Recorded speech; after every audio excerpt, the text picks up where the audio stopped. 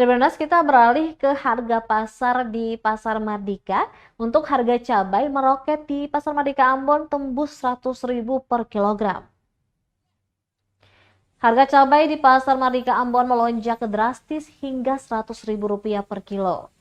Hal itu diungkapkan salah seorang pedagang, Mama Rahma, kepada tribunambon.com Kamis 26 Oktober 2023. Menurutnya, kenaikan harga disebabkan pasokan cabai tidak banyak yang masuk ke pasar.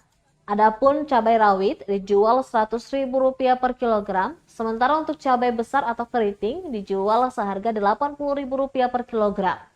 Harga tersebut naik dari sebelumnya, yang mana cabai rawit per kilo hanya Rp80.000 dan cabai besar di kisaran harga Rp70.000 saja per kilogram. Tak hanya cabai, harga tomat juga mengalami kenaikan. Dari harga normal di kisaran Rp7.000 hingga Rp10.000, kini dijual Rp14.000 per kilogram.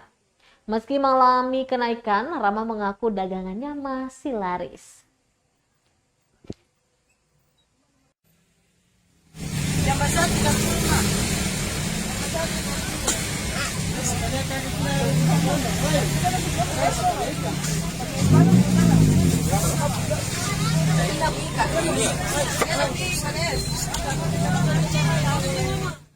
Download Tribun X sekarang, menghadirkan lokal menjadi Indonesia.